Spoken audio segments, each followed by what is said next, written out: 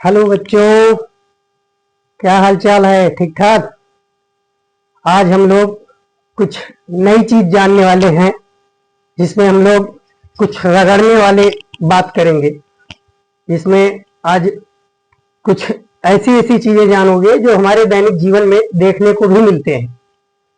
क्या आपको मालूम है, क्या आपको ये पता है कि सर्दियों में या शुष्क मौसम में जब कपड़े हम निकालते हैं शरीर से, तो उसमें कुछ चट चट की आवाज सी ध्वनि सुनाई देती है, या कभी कभी तो उसमें से चिंगारियां भी निकलती है। जैसे महिलाओं के लिए पॉलिस्टर साड़ी है, या नायलॉन के कपड़े हैं, या ठंड मौसम में ऊनी कपड़े हैं। तो इन सबको पहनने के बाद जब हम निकालते हैं तो निकालते वक्त चटचटाहट सी ध्वनि सुनाई देती है, और उसमें से कभी कभी चिंगारी भी दिखाई देती है। ऐसा क्यों होता है? क्या कारण है? मेघों का गर्जना सुना होगा। बरसात में जब बादल गरजते हैं तो एक ऊपर लाइटनिंग सी होती है। क्यों होता है ऐसा? क्यों लाइटनिंग उत्पन्न होता है? क्या है ये सब? तो आज इन्हीं पर आधारित कुछ बातें करनी है, इन्हीं सब का कारण खोजना है। तो इसके लिए हम थोड़ा संक्षिप्त इतिहास बताना चाहते हैं कि अब से लगभग 3000 वर्ष पूर्व की बात है, यानी 600 ईसा पूर्व एक यूनान देश के वैज्ञानिक थे।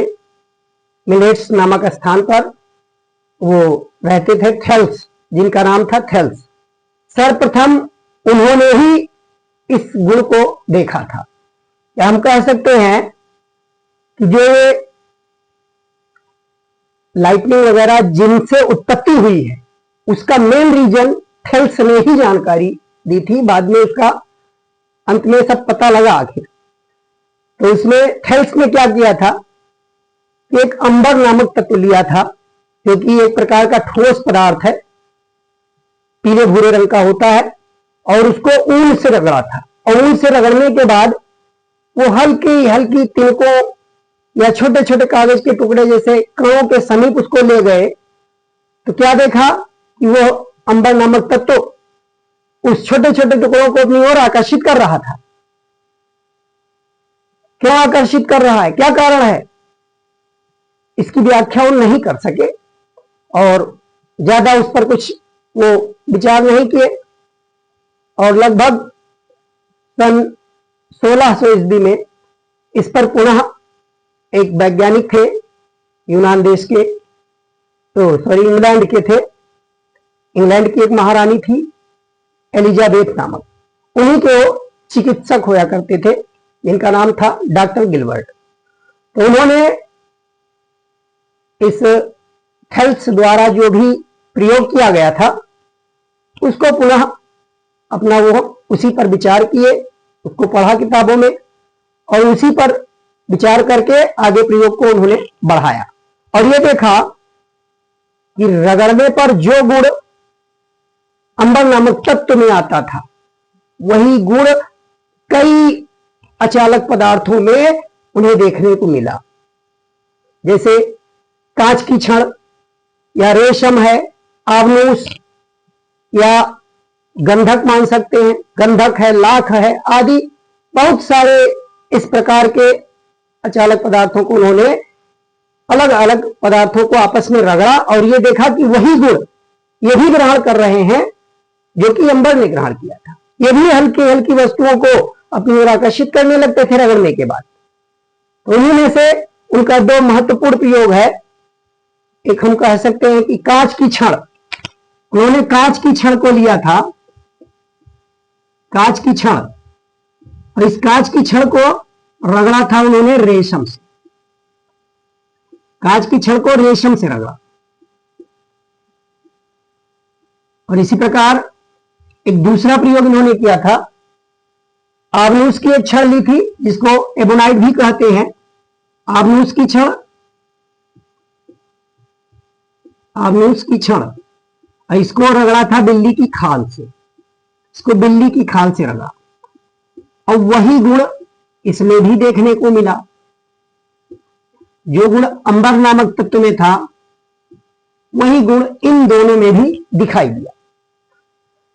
तो ये देखा कि जब रेशम से कांच की छड़ को रगड़ते थे और रगड़ने के बाद हल्की वस्तुओं के पास ले जाते थे तो कांच की छड़ हल्की वस्तुओं को आकर्षित करता था, और उस रेशम के टुकड़े को अगर हल्की वस्तुओं के पास ले जाए तो वो भी आकर्षित कर रहा था।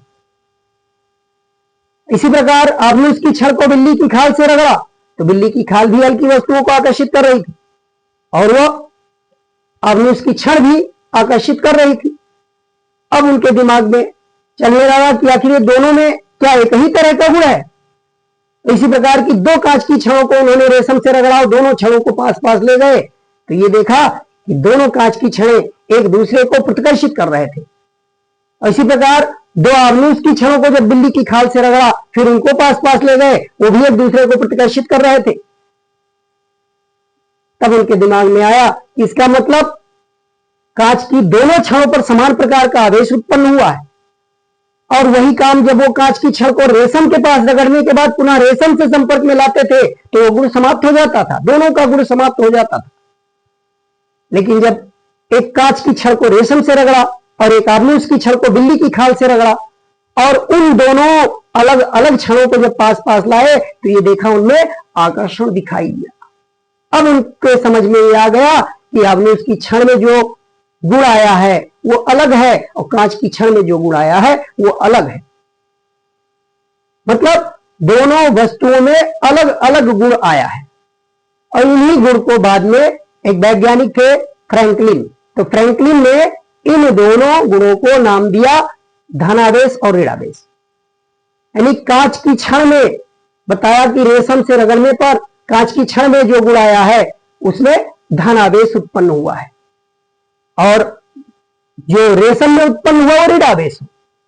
कांच की छड़ में धनावेश, रेशम में ऋणावेश। इसी प्रकार आर्नूस की छड़ में ऋणावेश की उत्पत्ति हुई जबकि बिल्ली की खाल में धनावेश की उत्पत्ति हुई।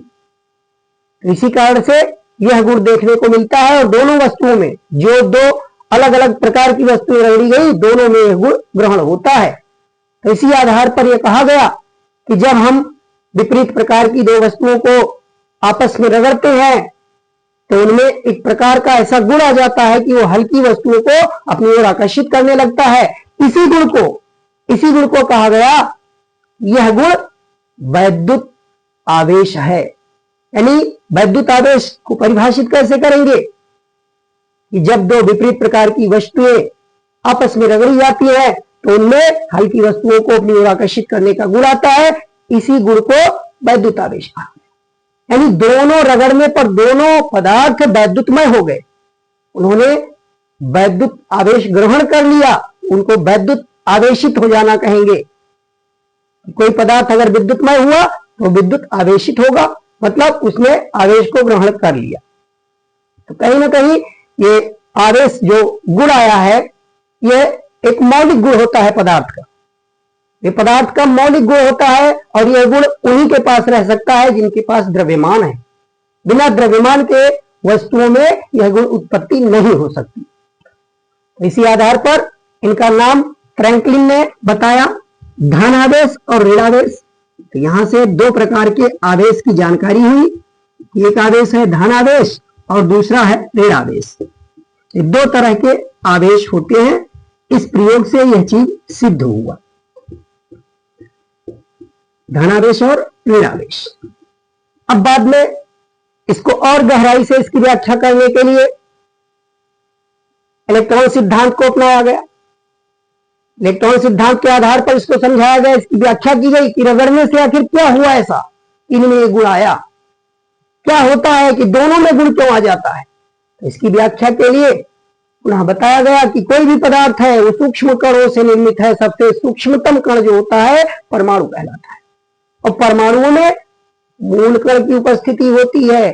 परमाणु में भीतर उसके सबसे सूक्ष्म भाग जो होता है जिसमें धन आवेश और उदासीन कण यानी न्यूट्रॉन और प्रोटॉन की उपस्थिति होती है, वो नाभिक कहलाता है। और नाभिक के चारों ओर अलग अलग कक्षाओं में इलेक्ट्रॉन चक्रण करते रहते। तो उन्हीं इलेक्ट्रॉनों के आदान प्रदान से गुण आया है। जब दो विपरीत प्रकार की वस्तुओं को आपस में रगड़ा गया तो एक वस्तु से इलेक्ट्रॉन निकलकर दूसरे वस्तु पर चला गया, और इलेक्ट्रॉन के निकलने से, स्थानांतरित होने से दोनों वस्तुएं आवेश ग्रहण कर लिया, दोनों वस्तुएं आवेशित हो गई। जिस वस्तु से इलेक्ट्रॉन निकला है वह वस्तु धनावेशित हो जाएगी, और जिस पर गया है वह ऋणावेशित। इसी प्रकार से यह कहा गया कि धन आवेश उसी पर आता है जिस पर इलेक्ट्रॉन की कमी होती है, यानी धनावेश इलेक्ट्रॉन की कमी को प्रदर्शित करता है, जबकि ऋणावेश इलेक्ट्रॉन की अधिकता को प्रदर्शित करता है। यानी कांच की छड़ में जो आवेश उत्पन्न हुआ था उसको धन आवेश कहा गया, कि कांच की छड़ से इलेक्ट्रॉन निकलकर रेशम पर गए, इसीलिए रेशम ऋणावेशित हुआ है और कांच की छड़ धनावेशित। जबकि इसके विपरीत आव्यूह की छड़ पर इलेक्ट्रॉन बिल्ली की खाल से आए हैं, इसीलिए आव्यूह की छड़ ऋणावेशित हो गई और बिल्ली की खाल धनावेशित हो गई। तो इस प्रकार इलेक्ट्रॉन सिद्धांत के आधार पर इसकी व्याख्या की गई कि इलेक्ट्रॉनों के स्थानांतरण से आवेश की उत्पत्ति होती है। अब इलेक्ट्रॉन के आवेश के स्थानांतरण से होती है, मतलब घर्षण द्वारा इलेक्ट्रॉनों का स्थानांतरण होता है, एक वस्तु से दूसरे वस्तु पर जाते, इसी कारण से दोनों वस्तुएं आवेशित होती है। तो यह व्याख्या किया गया और यह बताया गया कि यह एक मौलिक गुण होता है, या हम ऐसा भी वैद्युत आवेश को परिभाषित कर सकते हैं कि वैद्युत आवेश वह गुण है जो वैद्युत और चुंबकत्व दोनों के गुणों को प्रदर्शित कर सके। आगे पाठ में बताया जाएगा कि अगर आवेश गतिमान है तो चुंबकत्व का गुण भी रखता है, तो उस आधार पर भी परिभाषा दे सकते हैं कि वैद्युत आवेश कोई द्रव्यात्मक कण का वह गुण होता है जिसमें वैद्युत और चुंबकत्व दोनों पाया जाता है। तो इस तरीके से वैद्युत आवेश की खोज हुई और वैद्युत आवेश के बारे में जानकारी प्राप्त हुई, और फिर यह देखा गया कि सबसे छोटा आवेश जिसको कि मूल आवेश कहा जाता है वह इलेक्ट्रॉन के आवेश के बराबर होता है। मिल्टन नामक वैज्ञानिक ने इलेक्ट्रॉन पर आवेश का पता लगाया था और एक प्रयोग किया था जिसको तेल बूंद प्रयोग कहते हैं। तेल बूंद प्रयोग द्वारा उन्होंने इलेक्ट्रॉन के आवेश को मापा था और यह पता लगाया कि एक इलेक्ट्रॉन पर आवेश माइनस में 1.6 गुणे 10 का घात -19 कूलम के बराबर आवेश होता है। तो इलेक्ट्रॉन पर आवेश इतना होता है और ये ऋणावेशित है, चूंकि इलेक्ट्रॉन एक ऋणावेशित कण होता है, और इसी के बराबर लेकिन विपरीत प्रकृति का प्रोटॉन पर आवेश होता है। यह आवेश इलेक्ट्रॉन का है, इलेक्ट्रॉन पर इतना आवेश होता है, और जबकि प्रोटॉन पर इसी के बराबर प्लस में 1.6 10⁻⁻19 कूलम, ये प्रोटॉन के आवेश को बताया गया। और इन्हीं आवेशों को सबसे सूक्ष्म आवेश माना गया, और जितना आवेश इलेक्ट्रॉन या प्रोटॉन पर होता है उस आवेश के परिमाण के बराबर जो आवेश होता है उसका परिमाण ई से प्रदर्शित करते हैं। यानी ई की वैल्यू हम कह सकते हैं 1.6 10⁻⁻19 कूलम। ये इसको मूल आवेश नाम दिया गया। ई को कहा गया कि ये मूल आवेश है, ई को मूल आवेश कहा गया, और यह प्रकृति का सबसे छोटा स्वतंत्र आवेश है। इससे छोटा आवेश संभव नहीं है ऐसा माना जाता है, लेकिन संभव है। इससे छोटा आवेश बाद में प्रयोगों द्वारा पता लगा, आधुनिक प्रयोग में यह मालूम चला है कि मूल कण भी क्वार्क कणों से निर्मित होते हैं, क्वार्क कण से मिलकर बने हैं। क्वार्क कण 6 प्रकार के होते हैं, जिसमें से बाकी 4 जो अन्य क्वार्क कण है वो 2 क्वार्क कणों में बदलते रहते हैं। यानी मुख्य रूप से 2 ही तरह के क्वार्क कण हैं, एक अप क्वार्क और एक डाउन क्वार्क। अप क्वार्क्स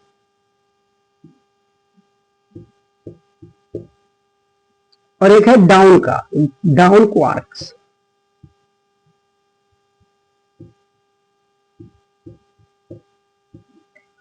इन्हीं दोनों क्वार्क कणों से मिलकर मूल आवेशों की उत्पत्ति हुई है।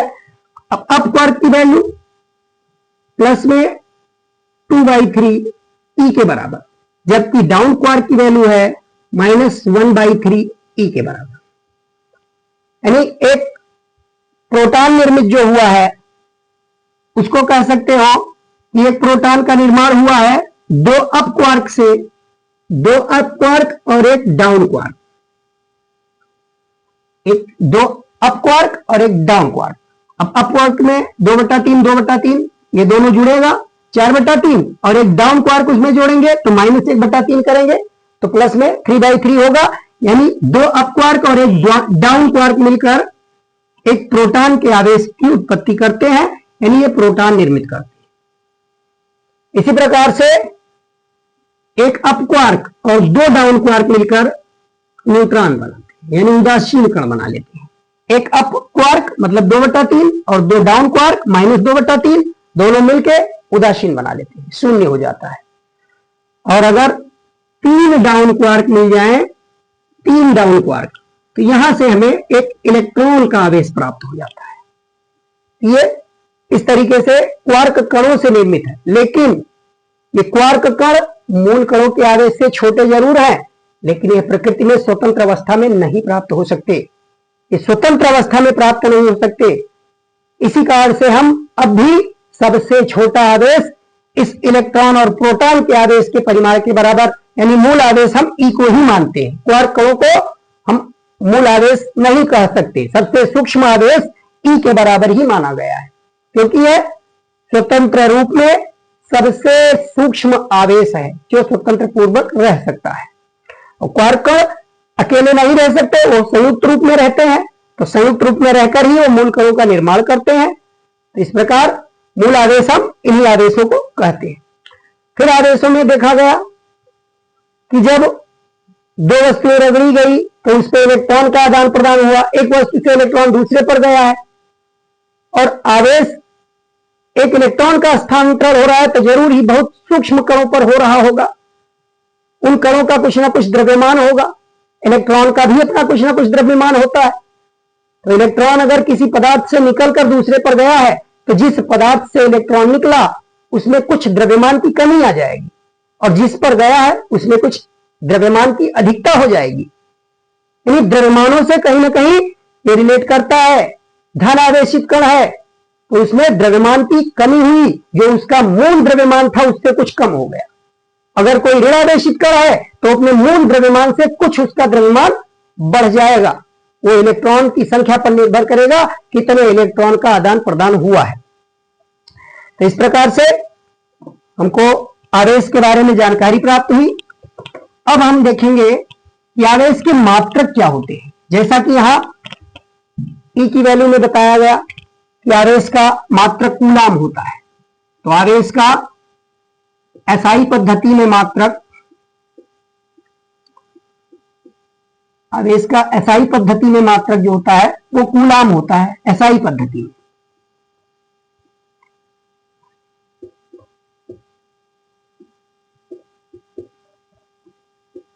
एसआई पद्धति में आवेश का मात्रक कूलाम होता है और इसको सी से लिखते हैं। जबकि सीजीएस पद्धति में, अगर हम सीजीएस पद्धति की बात करें तो सीजीएस पद्धति में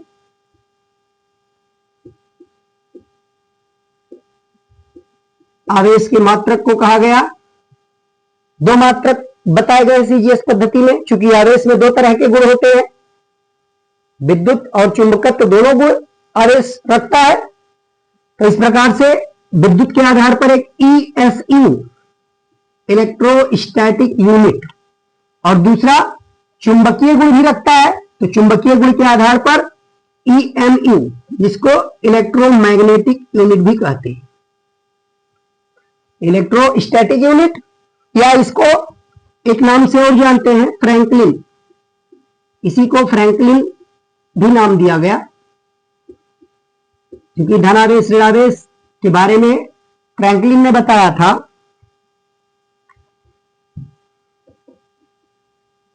तो उसके नाम पर भी ईएसयू को फ्रैंकलिन भी कहा गया, या स्टैट कूलाम भी लिखा जाता है। स्टैट कूलाम भी ईएसयू को कहते हैं, और ईएमयू को एब कूलाम के नाम से जाना जाता है। एब कूलाम,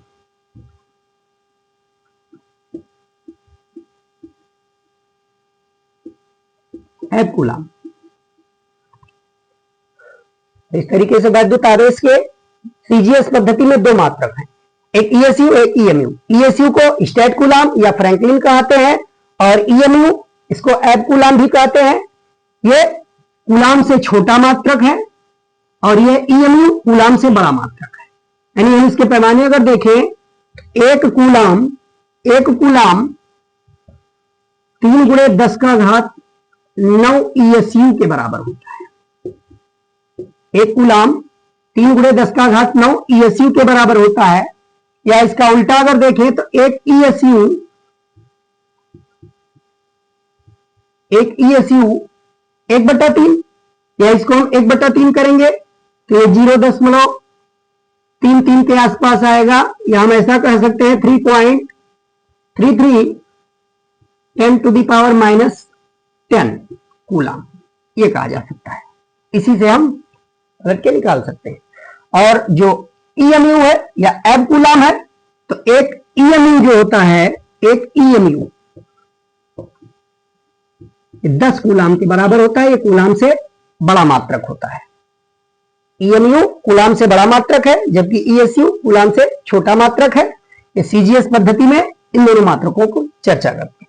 और जो एसआई पद्धति का है कूलाम, इसको एक नाम से और जानते हैं।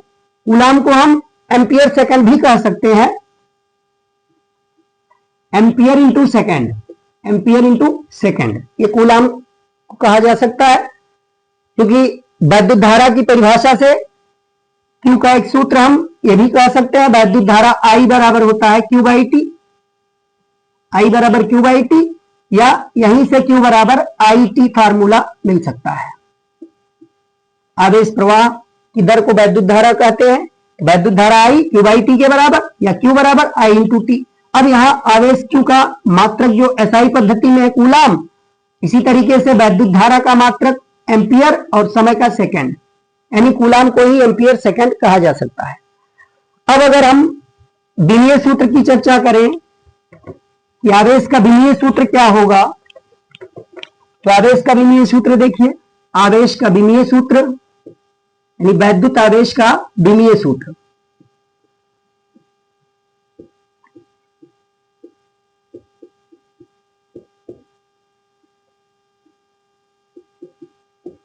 Q बराबर IT फार्मूले से ही निकाला जाता है। समय के लिए T और वैद्युत धारा के लिए A, TA या AT कह सकते हैं, या इसको ऐसे भी लिख सकते हैं M0 L0 T1 A1, ये भी लिखा जा सकता है। वैद्युत आवेश का एक विमीय सूत्र होगा। इस प्रकार से अब आगे वैद्युत आवेश के गुणों का अध्ययन किया जाने लगा। तो ये देखा गया कि समान प्रकार के आवेशों में प्रतिकर्षण होता है। यानी वह प्रयोग से ही मालूम चल गया था, जब दो कांच की छड़ें आपस में पास पास ले गए थे रेशम से रगड़ने के बाद, तो वो प्रतिकर्षित कर रहे थे। और एक कांच की छड़ को रेशम से रगड़ा था और आपने उसकी छड़ को बिल्ली की खाल से रगड़ा था, फिर वहां लेकर गए पास पास, तो उन दोनों पर विपरीत आवेश थे, उसमें आकर्षण देखने को मिला था। कहीं ना कहीं उससे एक गुण का ये मालूम चल गया, वैद्युत आवेश के गुण। यहां से मालूम चला कि समान प्रकार के आवेशों में प्रतिकर्षण, समान प्रकार के आवेशों में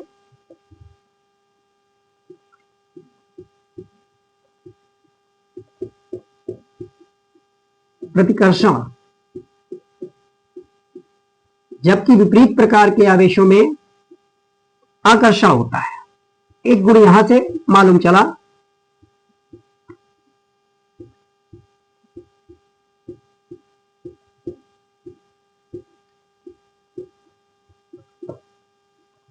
विपरीत प्रकार के आवेशों में आकर्षण होता है।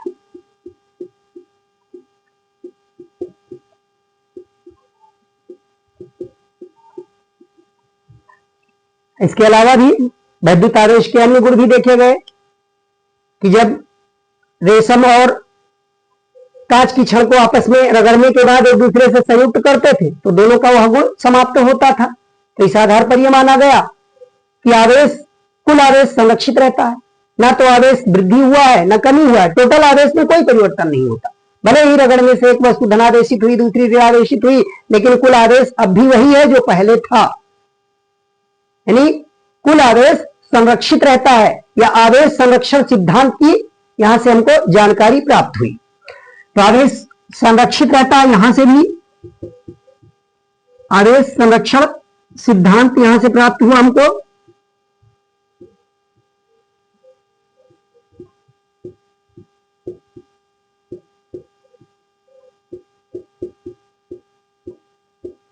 आदेश संरक्षण सिद्धांत की जानकारी प्राप्त हुई कि आदेश को ना ही उत्पन्न किया जा सकता है, ना ही नष्ट किया जा सकता है, केवल इसका स्थानांतरण ही संभव है। एक वस्तु से दूसरे वस्तु पर आदेश का केवल स्थानांतरण हो सकता है, ना तो उत्पन्न किया जाएगा ना ही नष्ट। यानी आदेश, कुल आदेश प्रकृति का संरक्षित रहता है, या दो वस्तुएं आपस में रगड़ी गई तो उनके कुल आदेश जो है वह भी उतने ही है जितने कि पहले थे। और तीसरा, क्योंकि जब मालूम चला कि सबसे छोटा आदेश मूल आदेश है, तो अगर कोई वस्तु अधिक मात्रा में आवेशित है, ज्यादा इलेक्ट्रॉन उस पर गए हैं या उससे निकले हैं, तो ऐसी दशा में यह मालूम चला कि आवेश का सबसे छोटा भाग जो ई है, उसी के पूर्ण गुणज में अन्य कणों पर आवेश जाते हैं। यानी आवेश क्वांटीकृत होते हैं। एक गुण यहां से मालूम चला कि आवेश जो होते हैं वो क्वांटीकृत होते हैं।